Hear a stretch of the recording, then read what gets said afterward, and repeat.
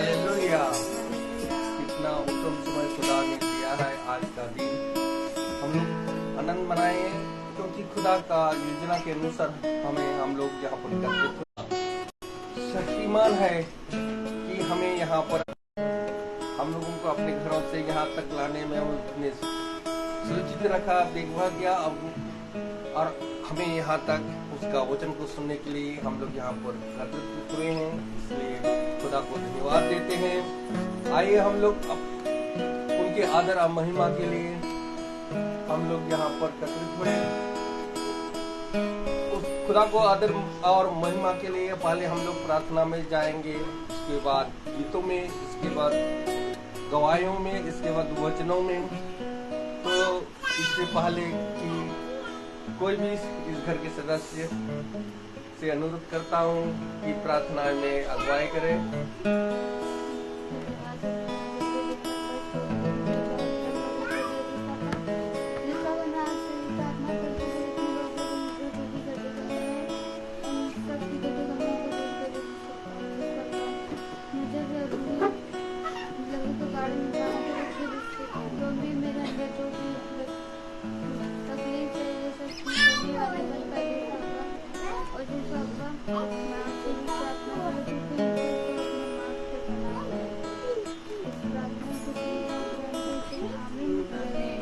Praise the Lord.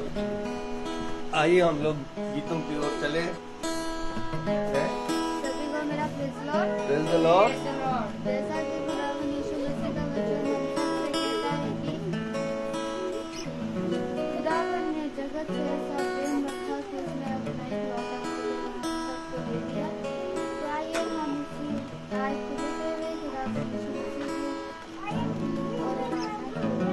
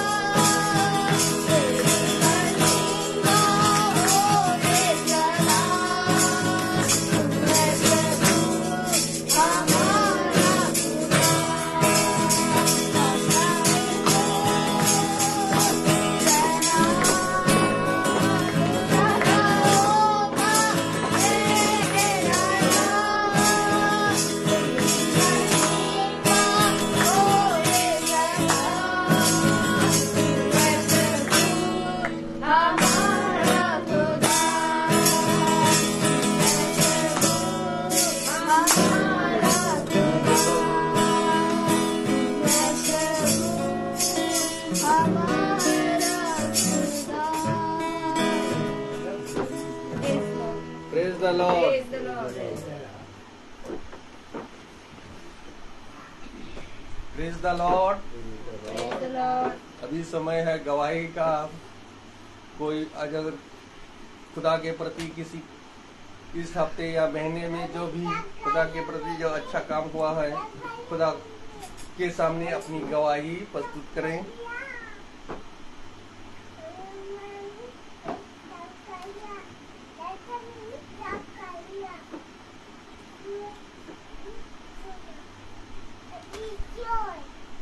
सभी को मेरा praise Lord.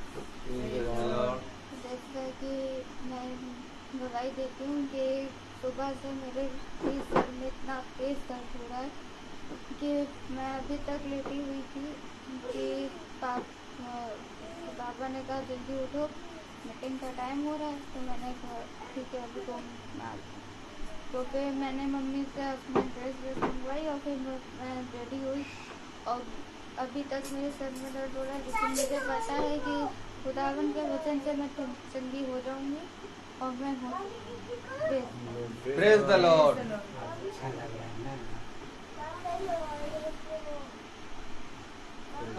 Praise the Lord. अभी समय है वचन की ओर। भाई से अनुरोध करता हूँ, भाई वचन की ओर आगे बढ़ाइए। Praise the Lord. हालेलुया। एक बार फिर खुदा ने हम निकम्मों को और तुच्छों को अपने वचन को सुनने और उसमें चलने का सामर्थ्य दी है। मेरे प्यारे भाई बहनों, खुदा ने हमें बहुत ताकत का आत्मा दिया है और खुदा ने हमें ये एक नया दिन दिया है कि हम एक बार फिर से खुदा के वचन में बैठें, उसके वचन को जानें, समझें। खुदा सब कुछ पूरा करता है अपने ठहराए हुए समय पर। आमीन आमीन आमीन। और जो उसके ठहराए हुए समय पर बना रहता और उसके वचन में बहुत आयत से अपने जीवन भर बना रहता है, उसको खुदा की ओर से बहुत बड़ा प्रतिफल मिलता है। देखिए, आपकी जो भी योजनाएं हैं, आपकी जो भी कल्पनाएं हैं, आपकी जो भी प्रार्थनाएं हैं, आप अपने जीवन में करते हैं और अपने जीवन में बहुत सी बातों को सोचते हैं, लेकिन आप और हम देखते हैं कि हमारी योजनाएं, कल्पनाएं जो हम सोचते हैं वे समय पे और बहुत तायत से पूरी नहीं होती, क्योंकि कहीं ना कहीं हम अपने जीवन में कुछ ऐसा कर रहे हैं जो हमारी योजनाओं और कल्पनाओं को रोकने और हमें बहुत तायत से पिता के वचन से दूर करने में सक्षम होता है। लेकिन जब हम अपने पिता की ओर दृष्टि करते हैं और उसके वचन में अपने जीवन को देते हैं, तो मेरे प्यारे भाई बहनों, हमारी वह योजनाएं, वह कल्पनाएं जो हमने मन में सोची थी, पिता एक एक करके पूरी करता है। Hallelujah hallelujah. मेरे प्यारे भाई बहनों, हम सब पिता के वचन में चल रहे हैं और मैं आपको बताना चाहता हूं कि कल की प्रार्थना शाम को 5 बजे ना होके सुबह भोर में 5 बजे होगी। Praise the Lord. Praise the Lord. कल की प्रार्थना सुबह भोर में 5 बजे होगी, क्योंकि कल रबेका का जो स्कूल है जहाँ पर रबेका ने ज्वाइनिंग की है, वहाँ एक प्रोग्राम है और उस प्रोग्राम में हमें जाना होगा और वो प्रोग्राम शाम का है। वो 3:30 बजे तक स्टार्ट होगा और 7 बजे तक खत्म होगा, तो हमें वहाँ जाना है। इसलिए हम खुदा से प्रार्थना में चलेंगे सुबह भोर में 5 बजे। तो यानी आप लोग सब ध्यान रखिएगा कि कल की प्रार्थना हमारे घर में सुबह 5 बजे होगी। Praise the Lord. Praise the Lord. तो खुदा हमें बहुत आयत का मन्ना देता है और प्रतिदिन अपने वचन से हमें सिखाता है। तो आइए हम सब खुदा के वचन को जानने और उसके वचन में चलने के लिए अपने आप को तैयार करें और उसके वचन को आदर और महिमा देने के लिए अपने स्थानों पर खड़े होंगे और हम निकालेंगे इब्रानियों उसका 10वां अध्याय।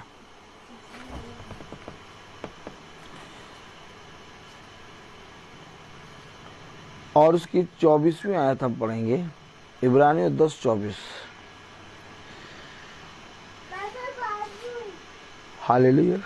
Hallelujah. Praise the Lord. Praise the Lord. इब्रानियों 10:24 में लिखा है, और प्रेम, प्रेज द लॉर्ड, और भले कामों में उस्कानी के लिए हम एक दूसरे की चिंता किया करें। खुदावन का वचन जो कि पवित्र है, इस पवित्र वचन में खुदा हम निकम्मों को समझने और उसमें चलने की सामर्थ प्रदान करे। आमीन। हम सब अपने स्थानों पर बैठे। खुदा ने हमें और आपको वचन से बहुत आयत से भरा है और अपने पवित्र वचन के द्वारा हमें और आपको इकट्ठा किया है। कलाम में लिखा है, इब्रानियों उसका 10वां अध्याय और उसकी 24वीं आयत, और प्रेम और भले कामों में, किसमें? भले कामों में। फिर समझें, हमारे जीवन से किस बात को अवसर मिलता है।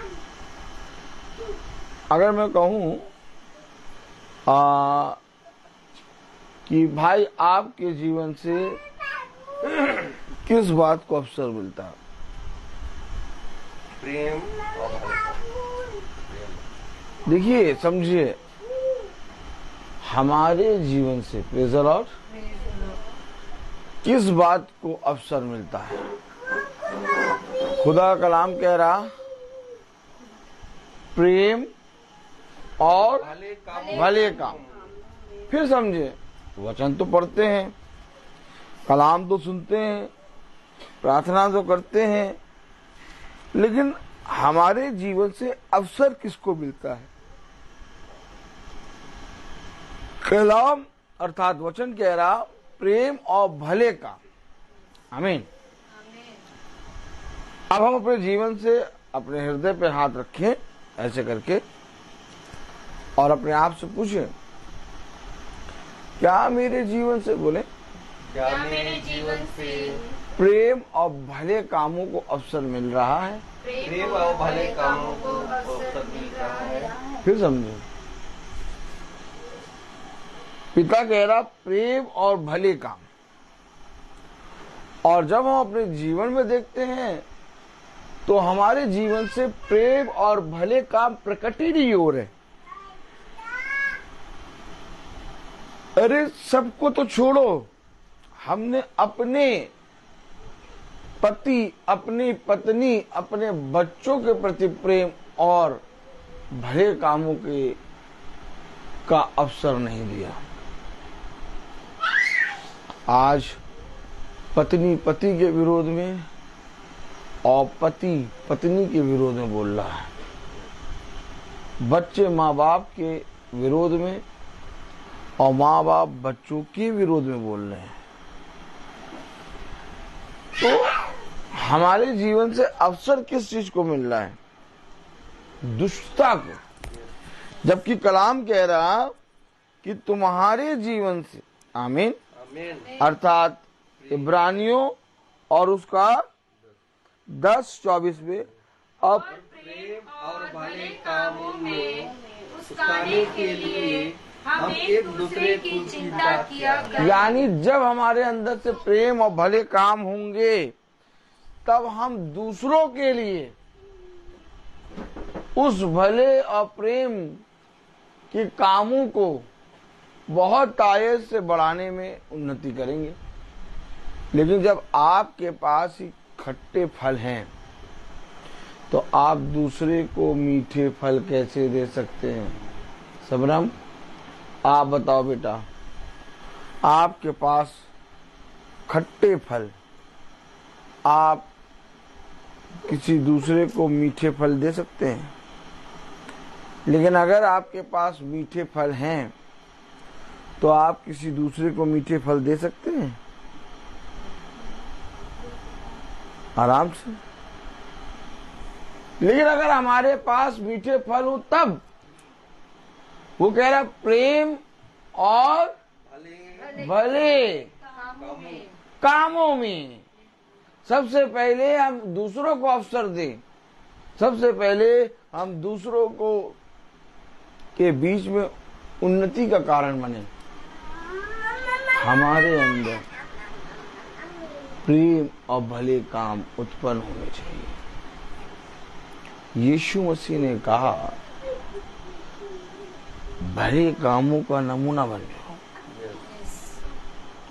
और अगर तुम सब बातों में भलाई करना जानते हो तो तुम्हारा बुराई करने वाला फिर कौन रहा?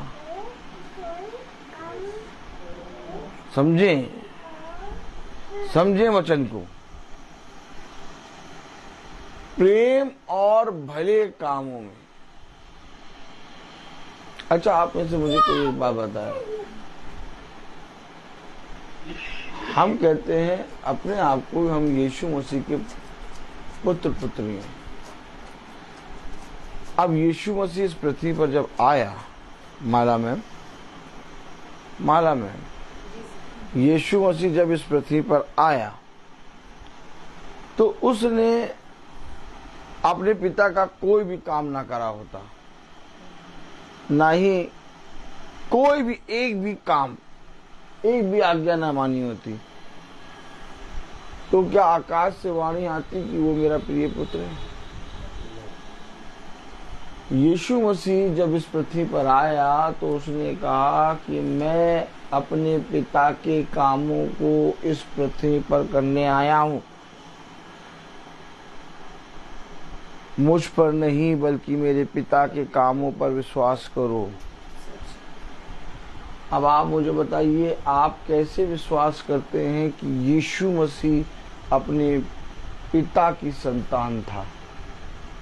क्योंकि उसके काम, उसका इस पृथ्वी पर जीवन आप पर ये बात प्रकट करता है कि वो अपने प्रिय पिता की संतान था।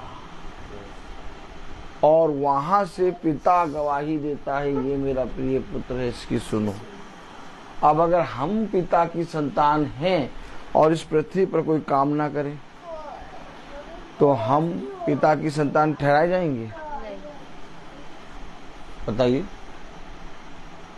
हम यीशु मसीह की संतान हैं और हम इस पृथ्वी पर यीशु मसीह के वचन से कोई काम ना करें, खाएं पिएं, अपने जीवन में जाएं, संस्थाओं में जुड़ें और संस्थाओं में जुड़कर वहां से होके आए, लेकिन पिता का कोई काम ना करें।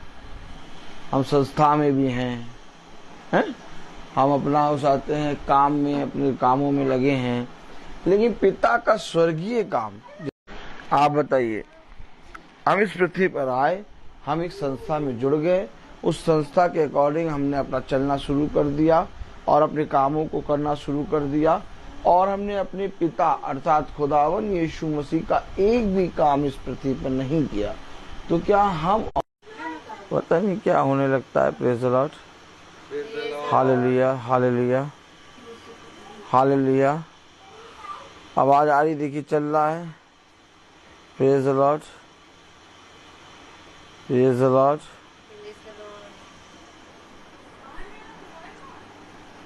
Hallelujah, hallelujah, praise the Lord. आप मुझे बताइए, अगर आप इस पृथ्वी पर जीवित हैं, आवाज आ रही है, सही चल रहा है? Praise the Lord. आवाज आ रही है तो यस करके लिख दीजिए। हालेलुया, बिल्कुल सच है, यस, प्रेज़ द लॉर्ड। आप में से कोई मुझे एक बताए, हालेलुया, हालेलुया।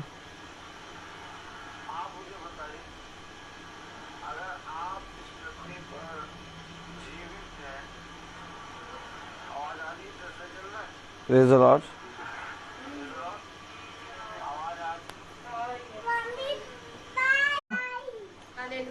समझिए, संस्था में जुड़ा हूँ, मैं अपने जीवन के सारे कामों कर रहा हूँ, लेकिन मैं अपने पिता का एक भी काम इस पृथ्वी पर नहीं कर रहा, तो मैं अपने पिता का संतान ठहराया जाऊंगा कि नहीं ठहराया जाऊंगा?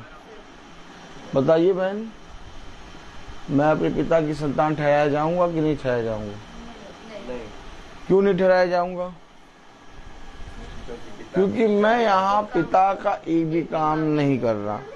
यीशु मसीह अपने पिता की प्रिय संतान कैसे बना है? उसकी दुख उठा कर सारी आज्ञाओं को मानना सीखा और खुदा की सारी आज्ञाओं को इस पृथ्वी पर रहते हुए उसने किया।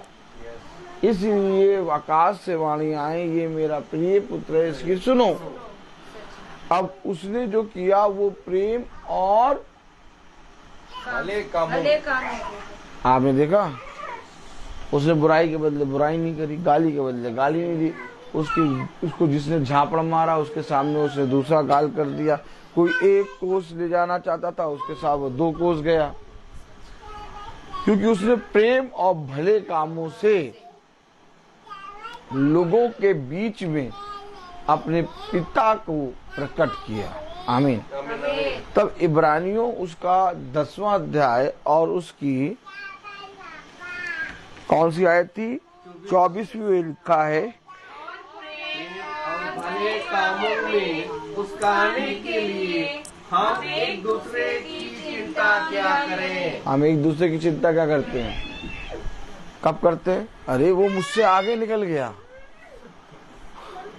अरे अभी मेरे सामने तो वो छोटा सा था, अभी मेरे सामने वो कैसे बड़ा हो गया। Praise the Lord. हम भले कामों और प्रेम और उसको उसकाने में, लोगों को उसकाने में चिंता नहीं करते हम, बल्कि लोगों के बीच में टांग मारने, उनके ऊपर अपने दोष को लगाने और एक दूसरे की बुराई करने में ज्यादा चिंता करते हैं। हमेशा याद रखो, अगर तुम अपने पिता की संतान हो तो तुम प्रेम और भले कामों को लोगों पर प्रकट करोगे, और जब तुम अपने पिता के प्रेम और भले कामों को इस पृथ्वी पर करोगे तो इससे लोग पहचानेंगे कि तुम अपने पिता की संतान हो।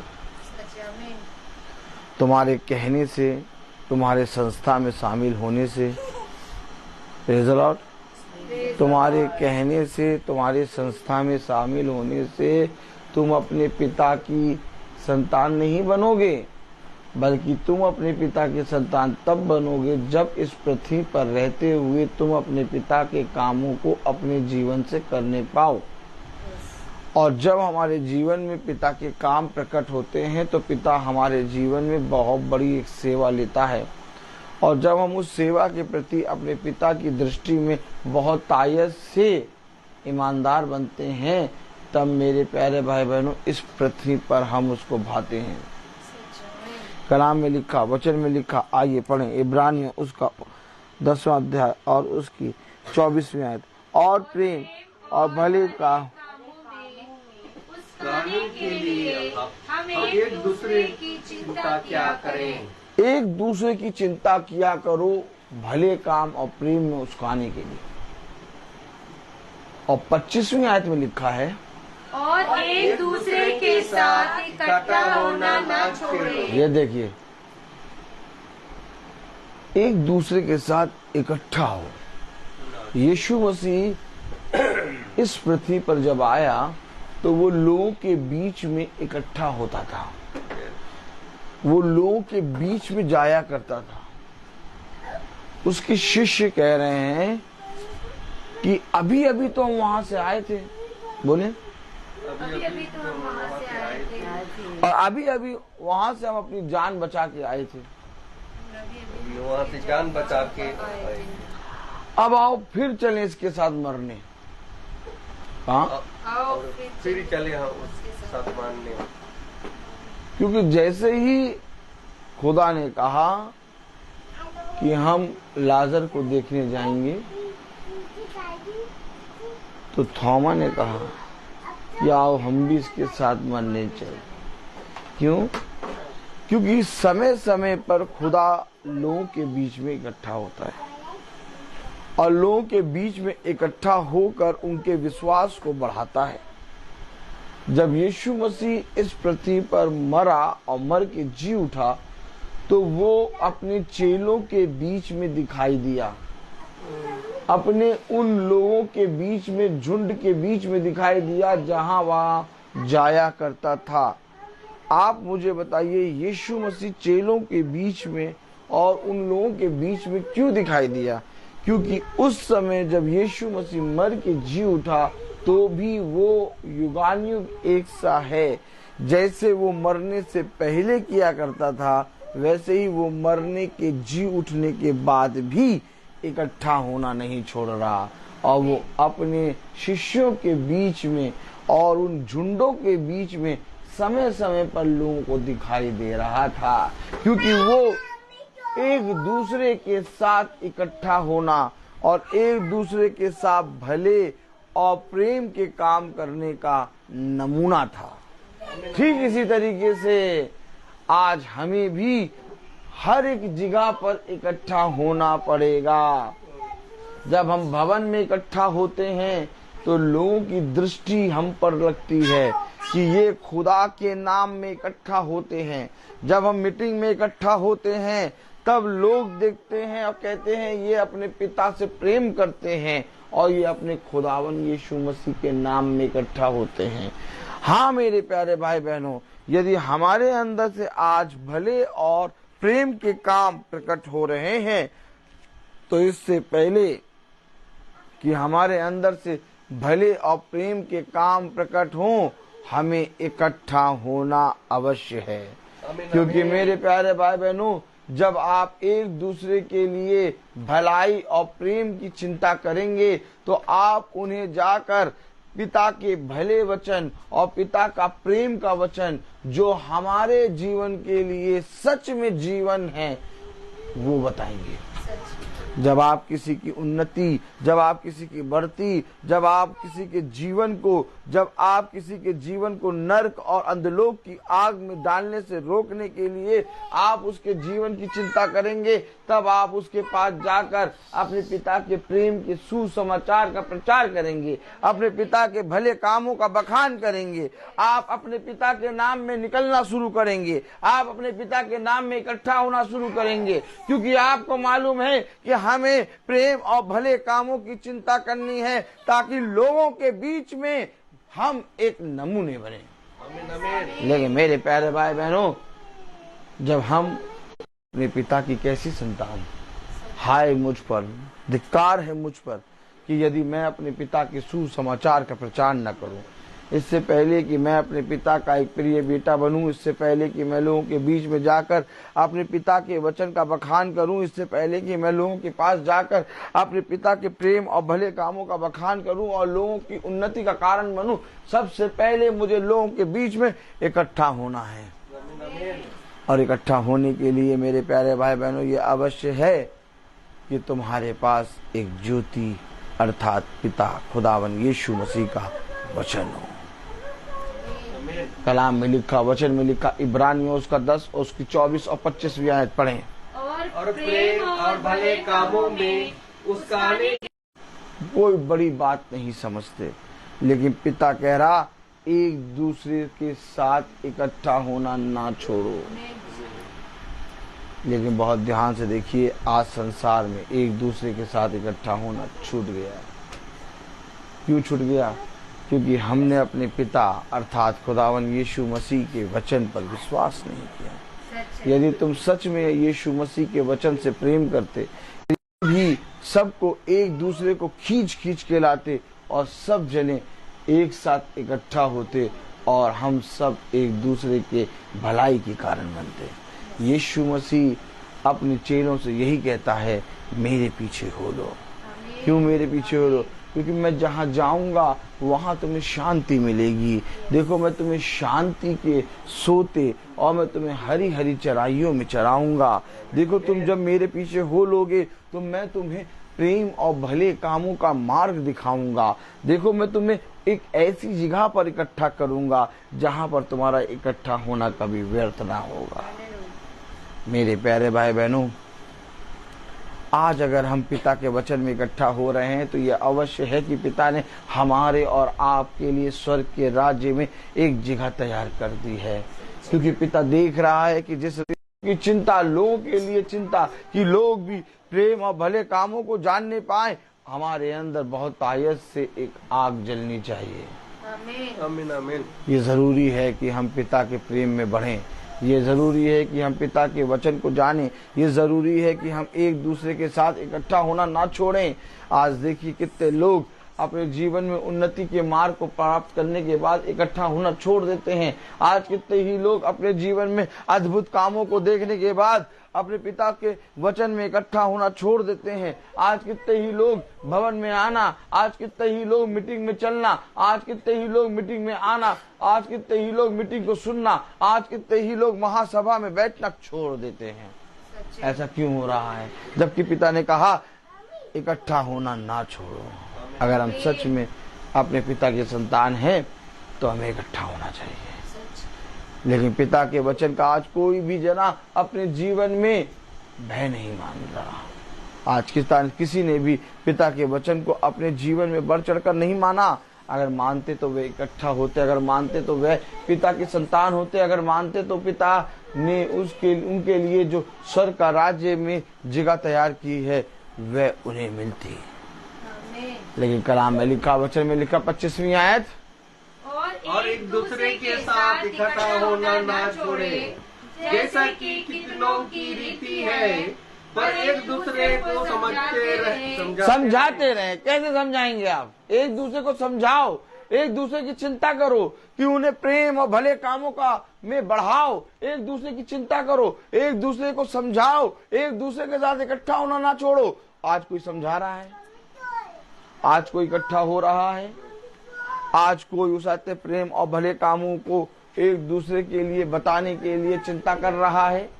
आज कोई ये चिंता कर रहा है कि लाओ मैं मीटिंग में जाऊं और मीटिंग में जाने के साथ मैं अपने उस भाई या अपनी उस बहन को भी लेते जाऊं? नहीं, कोई नहीं चिंता कर रहा।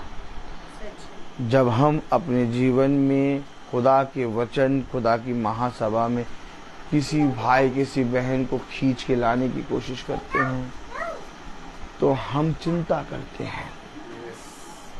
और पिता ने कहा 24वीं आयत में, और प्रेम और भले कामों में उकसाने के लिए हम एक दूसरे को चिंता क्या करें। भले काम प्रेम में उकसाने के लिए कि वो बढ़ने और बढ़े। भले काम प्रेम में उकसाने के लिए एक दूसरे की चिंता करो। लेकिन ऐसा नहीं हो रहा। ऐसा इसलिए नहीं हो रहा क्योंकि हम अपने पिता से बहुत दूर जा चुके हैं। यदि आज हम अपने पिता के वचन में इकट्ठा होते, यदि आज हम अपने पिता के साथ संगति करते, यदि आज जैसा पिता ने कहा वैसा करने में हम चौकसी करते, तो अवश्य है कि हमारे अंदर एक दूसरे को प्रेम और भले कामों में बढ़ाने के लिए, उकसाने के लिए हम चिंता करते। हम ये चिंता करते कि उस भाई को भी वचन मिल जाए। हम ये चिंता करते कि काश वो बहन भी वचन को जान जाए। हम ये चिंता करते कि काश जो आनंद, जो हर्ष, जो वचन, जो सामर्थ जो प्रभु ने हमें थामा है जैसे वैसे इस भाई को, इस बहन के घराने को भी थाम ले। क्योंकि हम जानते हैं कि जैसे हम पहले थे वैसे अब नहीं हैं। हम जानते हैं कि हम पहले जैसे थे, छोटी छोटी बातों में हम एक दूसरे की बुराई करते थे, अब हमारे जीवन से ऐसी बातें नहीं होती। अब हम पिता का भय मानकर, अपने पिता के वचन का भय मानकर इस पृथ्वी पर स्थिर रहते और पिता की ओर दृष्टि करके उसको ताकते हैं। मेरे प्यारे भाई बहनों, जिस दिन हम अपने पिता के वचन में बहुत आयत से बढ़ेंगे, जिस दिन हम अपने पिता के वचन में बहुत आयत से स्थिर होंगे, जिस दिन हम अपने पिता के वचन में बहुत आयत से बलबंद दाहिने हाथ से संभाले जाएंगे, उस दिन मेरे प्यारे भाई बहनों हमारे जीवन में एक दूसरे को वचन में बढ़ाने की चिंता होगी, एक दूसरे को वचन में खींच के लाने की चिंता होगी, एक दूसरे को समझाने की चिंता होगी, एक दूसरे को इकट्ठा करके एक साथ संगति को सुनने की चिंता होगी। लेकिन आज किसी के जीवन में ऐसी बातें नजर नहीं आती। लेकिन वे लोग जो आज भी एक दूसरे को बढ़ाने और एक दूसरे को वचन में लाने और एक दूसरे को वचन में बढ़ती करने के लिए चिंता करते हैं, एक दूसरे के को समझाने के लिए चिंता करते हैं, वे वचन में 2 गुना आदर का पात्र समझे जाए। आमीन आमीन। मैं आपसे सच कह रहा हूँ मेरे प्यारे भाई बहनों, हमने इस संसार और संसार की चीजों के लिए तो परिश्रम किया, परंतु अपने भाई बंधु, अपने लोगों को वचन में जो कल्पनाएं और योजनाओं को हम बिछौने पे जाके सोचते हैं, वो हमेशा सोचते ही रहते हैं, पूरी नहीं होती। क्योंकि उसने कहा, जिस रीति से तुमने मेरे वचन में परिश्रम नहीं किया, ठीक उसी तरीके से मैंने भी तेरे जीवन में कोई परिश्रम नहीं किया। मैं तुझसे सच कहता हूँ, मैंने तुझे जितना दिया उतना बहुत। आलसी दास, जो कुछ तेरे पास है उसको भी मैं तुझसे ले लूंगा। फिर समझे वचन को, फिर समझे वचन को। आज ये पवित्र वचन मेरे और आपके जीवन में एक सेवा, एक कार्य को लाता है। और वो सेवा की कार्य ये है कि हम एक दूसरे को समझाएं। वो सेवा और कार्य ये है कि हम एक दूसरे को भले और प्रेम के कामों में बढ़ाने के लिए और उनकी उन्नति के लिए एक दूसरे की चिंता करें। वो भले काम ये है कि हम एक दूसरे के साथ इकट्ठा होना ना छोड़ें। वो भले काम ये है कि हम अधिक से अधिक महासभा में बैठने की कोशिश करें, बहुत अधिक से अधिक महासभा को सुनने की कोशिश करें, अधिक से अधिक हम सब एक साथ भवन में उपस्थित होने की कोशिश करें। और यही हमारे लिए एक बहुत बड़ा प्रतिफल है। जिस दिन हम अपने पिता के इन कामों को, जिस दिन हम अपने पिता के इन भले और प्रेम के कामों को समझ जाएंगे, उस दिन मेरे प्यारे भाई बहनों, हम अपने पिता की संतान कहलाएंगे। लेकिन अगर हमारे जीवन से प्रेम और भले कामों का नमूना नहीं है, अगर हम एक दूसरे को समझाने के लिए तत्पर नहीं है, अगर हमारे जीवन में एक दूसरे के प्रति प्रेम की और भले कामों की चिंता नहीं है, अगर हम एक दूसरे के प्रति इकट्ठा होना छोड़ देते हैं और एक दूसरे की सुधि नहीं लेते, तो हम किस रीति से अपने पिता की संतान कहलाएंगे। ये अवश्य है कि हमें इस पृथ्वी पर चलते रहना है। यह अवश्य है कि हमें इस पृथ्वी पर स्थिर रहना है और अपने पिता के वचन में बहुत तायत से बढ़ना है। क्योंकि जितना ज्यादा तुम बढ़ोगे, जितना ज्यादा तुम अपने पिता के वचन में स्थिर होगे, उतना ज्यादा तुम्हारे जीवन से पिता अपनी महिमा और अपना आदर लेगा।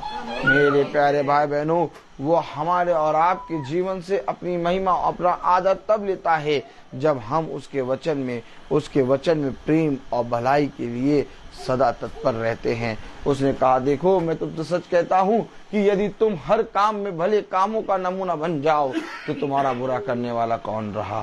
देखो मैं तुमसे सच कहता हूँ, यदि तुम किसी के साथ बुरा करते हो और वो भी तुम्हारे साथ बुरा करता है, तो तुमने क्या बड़ा काम किया। यदि तुम किसी के साथ अच्छा करते हो, वो भी तुम्हारे साथ अच्छा करता है, तो तुमने क्या बड़ा काम किया। बड़ा काम तो ये है कि जब वो तुम्हारे साथ लगातार बुराई करे और तुम उसके साथ लगातार अच्छे काम करो, यही तुम अपने पिता के पुत्र और पुत्री ठहराए जाओगे। लेकिन मेरे प्यारे भाई बहनों, हमारे जीवन में इकट्ठा होना छूट गया। हमारे जीवन में मेरे प्यारे भाई बहनों एक दूसरे को समझाना छूट गया। हमारे जीवन में मेरे प्यारे भाई बहनों एक दूसरे के प्रति चिंताएं जो बढ़ती को लाती हैं छूट गए। और इसका कारण ये हुआ कि हमने बीज तो बोया, परंतु कांटे वाले वृक्ष निकल आए। मेरे प्यारे भाई बहनों, आज तुम अपने पिता का वचन सुनो तो उससे मुंह ना मोड़ो। अपने पिता के वचन के प्रति ईमानदार बनो। अपने पिता के वचन के प्रति सदा तत्पर रहो और जीवन भर अपने पिता की महिमा करो। मेरे प्यारे भाई बहनों, हमारा इकट्ठा होना कोई आज का और कल का नहीं है, बल्कि हमारा इकट्ठा होना पिता की ओर से एक बहुत बड़ा वरदान है। हमारा एक दूसरे के प्रति चिंता करना पिता का एक बहुत बड़ा वरदान है। हमारा एक दूसरे को समझाना, वचन के द्वारा एक दूसरे को बताना, एक दूसरे के प्रति ईमानदार बने रहना वचन का वरदान है। आज लोग वरदान वो मांग रहे हैं कि हम चाहते हैं आत्माओं को निकालें। आज लोग वरदान मांग रहे हैं कि हम रोगियों को चंगा करें। आज लोग वरदान मांग रहे हैं कि हम चाहते हैं भविष्यवाणी करें। लेकिन पिता का सबसे बड़ा वरदान ये है कि जीवन को बदल देना। जिस दिन आपके अंदर जीवन परिवर्तन का वरदान आ गया, जिस दिन आपके अंदर किसी मनुष्य को उद्धार देने की सामर्थ्य आ गई खुदा की ओर से, आप एक नए बन जाएंगे, सृष्टि बन जाएंगे। क्योंकि पिता आपके जीवन से बहुतेरों का उद्धार करा देगा। आपके अंदर उद्धार करने की, आपके अंदर उद्धार कराने की क्षमता नहीं है, लेकिन पिता आपके जीवन से बहुत तेरे घरानों का उद्धार कराने की सामर्थ्य रखता है। लेकिन ये काम तब होगा जब हमारे जीवन से लोग भले कामों को देखने पाएं। ये काम तब होगा जब हमारे जीवन से लोग पिता के प्रेम को देखने पाएं। ये काम तब होगा जब लोग आके कहें कि ये सच में अपने पिता की एक सच्ची और पवित्र संतान है। मेरे प्यारे भाई बहनों, हमारा और आपका चलना, हमारा और आपका उठना, हमारा और आपका बैठना सब कुछ व्यर्थ हो जाएगा यदि हम अपने पिता के अद्भुत कामों को जो पिता ने इस पृथ्वी पर किया, इस पृथ्वी पर ना करें। ये अवश्य है कि जिस तरह से मेरे पिता ने अपने कामों को पूरा किया और कहा कि ये पूरा हुआ, सब कुछ पूरा हुआ, वैसे मुझे भी इस पृथ्वी पर अपने पिता के कामों को पूरा करना है। और मुझे भी अपने पिता के कामों को पूरा करके अपने पिता के साथ एक विश्राम दिन में चलना है। मेरे प्यारे भाई बहनों, चाहे हम लाख चिंता कर लें, हम लाख एड़ी चोटी का जोड़ लगा लें, लेकिन अगर हम इकट्ठा होना छोड़ देते हैं तो पिता भी हमारे साथ चलना छोड़ देता है।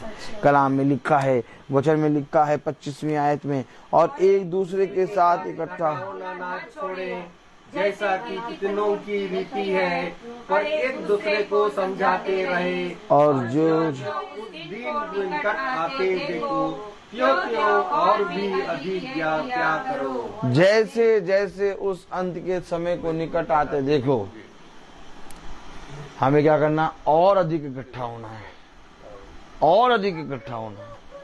कह रहा कि आते देखो त्यों और भी अधिक ये क्या। अब आप बताइए, आप लोगों के अंदर इकट्ठा होने का है ही नहीं। हमें पिता रोज इकट्ठा कर रहा है। भवन में हम लोग पहले मंगल इकट्ठा होते थे, अब मंगल भी इकट्ठा होते हैं, और भी दिनों में इकट्ठा होते हैं। आज हम लोग मीटिंगों में इकट्ठा होते हैं, 5 बजता है सब इकट्ठा हो जाते हैं। तो ये जैसे जैसे दिन वो अंतिम दिनों को नजदीक आते देखो, तुम और अधिक यूं ही किया करो। अब आप मुझे बताइए, हमारा इकट्ठा होना व्यर्थ है कि हमारा इकट्ठा होना एक वरदान है? और अगर वरदान है तो अपने ठहराए हुए समय पर उस वरदान को लेने के लिए इकट्ठा होना अवश्य है। और अगर हम ठहराए हुए समय पर इकट्ठा ना हुए तो वो वरदान वापस चला जाएगा। क्या आप चाहते हैं कि आपके वरदान, आपके फल वापस चले जाएं? अगर आप चाहते हैं कि आपके वरदान, आपके फल, 12 महीने के फल आपको मिलें, जिसके पत्तों से तुम चंगे हो जाओ और जिसके फलों को खाकर तुम अनंत जीवन को प्राप्त करो, तो ये अवश्य है कि तुम प्रतिदिन इकट्ठा होना ना छोड़ो। और जैसे जैसे अंत के समय को निकट आते देख रहे हो, वैसे वैसे और अधिक ये किया करो। मैं बोलता हर चीज का। तो आइए हम प्रार्थना में चलेंगे, और मेरा निवेदन है भाई डैनियल से कि वो प्रार्थना में अगुवाई करें। Hallelujah, hallelujah. आइए हम लोग प्रार्थना में चले, अपने आंखों को बंद कीजिए और अपने आप को प्रभु के सामने समर्पित करें। और प्रभु से प्रार्थना करें कि प्रभु मेरे विचारों को, मेरी जुबान को, मेरी सब कुछ को शुद्ध कर, ताकि केवल खुदा को ही अपना प्रभु माने और खुदा के अनुसार आचरण करें। जो खुदा की आज्ञा को पालन करता है वह खुदा में निवास करता है और खुदा उसमें। हम जानते हैं कि खुदा हम में निवास करता है क्योंकि उसने हमको अपना आत्मा प्रदान किया है। आप लोगों ने जो शिक्षा प्रारंभ से सुनी, यदि वह आप में बने रहेगी तो आप भी पुत्र तथा पिता में बने रहोगे। यीशु मसीह ने हम लोगों को यह प्रतिज्ञा की, वह है अनंत जीवन। जो खुदा की इच्छा को पूरी करता है वह युग युग तक बना रहता है। हे प्रभु, अपने सेवक पर कृपा दृष्टि कर, तुम्हारी ज्योति मनुष्यों के सामने चमकती रहे, जिसे तुम्हारे भले कामों को देखकर तुम्हारे स्वर्ग पिता की महिमा करें। हे प्रभु, तू अनादि और आनंद महाखुदा है। धन्य है वे जो अपने को दिनहीन समझते हैं, स्वर्ग का राज उन्हीं का है। अपने भक्तों के प्रति प्रभु का प्रेम सदा सर्वदा बना रहता है। हे प्रभु, स्वर्ग और पृथ्वी के प्रभु, मैं तेरी स्तुति करता हूँ, क्योंकि तूने राज के रहस्यों को नीरे बच्चों के लिए प्रकट किया है। खुदा, इस प्रभु की महिमा इस घराने में निवास करे। प्रभु कहते हैं, मैं तुम लोगों को एक नई आज्ञा देता हूँ, जैसे मैंने तुम लोगों को प्यार किया वैसे तुम भी एक दूसरे को प्यार करो। यदि कोई मुझे प्यार करेगा तो वह मेरी शिक्षा पर चलेगा और मेरा पिता उसे प्यार करेंगे और मैं उसके पास आकर उसमें निवास करूंगा। हे प्रभु, मुझे ऐसी शिक्षा दे जिसे मैं तेरी संहिता का पालन करता रहूं। धन्य है वे जो प्रभु पर विश्वास भरोसा रखते हैं। हे प्रभु, तेरी शिक्षा आत्मा और जीवन है, आपके शब्दों में अनंत जीवन का संदेश है। प्रभु कहते हैं, मैंने तुम्हें चुना है जिसे तुम चाहकर फल उत्पन्न करो और तुम्हारा फल बना रहे। खुदावन, जो इस महासभा में जो आज का वचन इस घर में खुदावन जो दिया बोया गया, खुदावन यह हम आपके आत्मा का उद्धार कर सकता है। इसे ग्रहण कीजिए, आप लोग इसके ग्रहण करिए, जिसे उसके अनुसार आचरण करें। खुदावन, आपका वचन जीवित और सशक्त है, वह हमारे आत्मा के अंतर्ताम तक पहुंचता है। खुदावन, जो वचन इस महासभा में बोया गया, इसको ग्रहण करने की सामर्थ्य यहाँ पर एकत्रित हर एक जन के लिए यही दुआ करता हूँ खुदावन, ताकि जो आज का वचन जो इस महासभा में बोया गया, ताकि इस वचन को, इस बहुमूल्य वचन को हम लोग सत्य में ग्रहण कर सके। इसलिए खुदावन, जो आपका अनुग्रह, आपका सामर्थ्य हर एक जन को ये आपका अनुग्रह में बना के रखे, ताकि आपका वचन को सत्य में ग्रहण कर सके।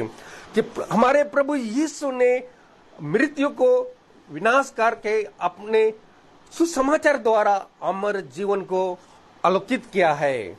खुदावन, हमारे प्रभु यीशु मसीह को महिमा और उदारता पूर्वक आपकी सब आवश्यकताओं को पूरा करेगा। हमारे प्रभु यीशु मसीह की कृपा आप सबों पर बने रहें। आशा का स्रोत ईश्वर आप लोगों को विश्वास द्वारा प्रचुर आनंद और शांति प्रदान करे, जिससे पवित्र आत्मा के सामर्थ्य से आप लोगों की आशा परिपूर्ण हो। मुझे हमारे प्रभु का अनुग्रह प्रचुर मात्रा में मिला, जो विश्वास और प्रेम द्वारा और या यीशु मसीह द्वारा मिलता है। हमारे प्रभु यीशु मसीह, हमें स्वयं ईश्वर हमारा पिता हमें इतना प्यार किया, हमें चिरस्थायी संतवाना उज्जवल आशा का वरदान दिया है। आप लोगों को संतवाना देते रहे कि हमारे भले काम और बातों में सिद्धिर बनाए रखें। हमारे प्रभु यीशु की दया और कृपा आप लोगों पर बने रहे।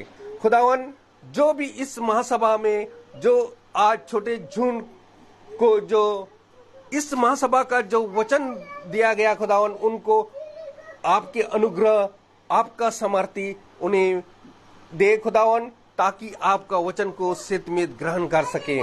मैं अपने भाई के लिए भी यही दुआ करता हूँ कि वह बहुतायत से आशीष प्रदान करे खुदा, ताकि जो आपका आत्मा में आपका वचन को दिन प्रतिदिन हम लोगों को सुनाते हैं और उसको हम लोग सुनकर उसको ग्रहण करें, ताकि आपका वचन हम लोग एक दूसरे को बांट सके और आपका बहुतायत से उनको बढ़ा सके। खुदावन, ये जो आपका वचन जो इस महासभा में जो बीज बोते हैं, ताकि हम लोग सत्य में ग्रहण कर सकें। मैं इस घराने में खुदावन आपका आत्मा बने रहे खुदावन, ताकि आपका जो वचन बोया गया खुदावन, आज का जो बहुमूल्य वचन जो इस घराने में ठहरे और उस वचन को सामर्थ्य और द्वारा कोई भी दुख तकलीफ जो भी आपके वचन द्वारा दूर हो सके।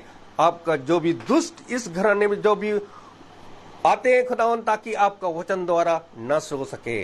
खुदावन, यही हम दुआ करते हैं हमारे प्रभु यीशु मसीह के नाम पर, आमीन।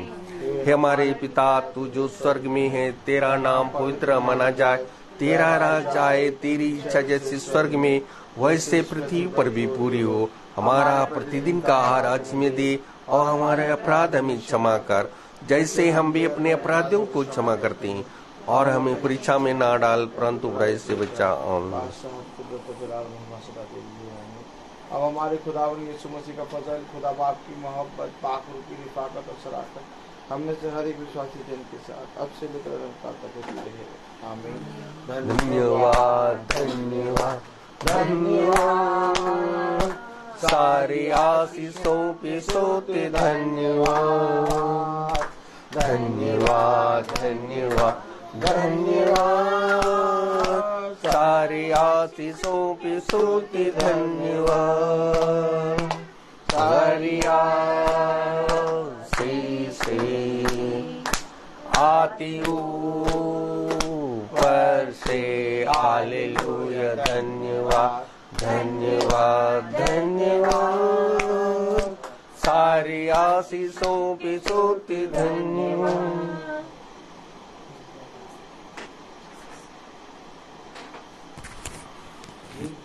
सभी भाई बहनों को praise the Lord, praise the Lord, praise the Lord, praise the Lord. सूचित किया जाता है कि कल की प्रार्थना सुबह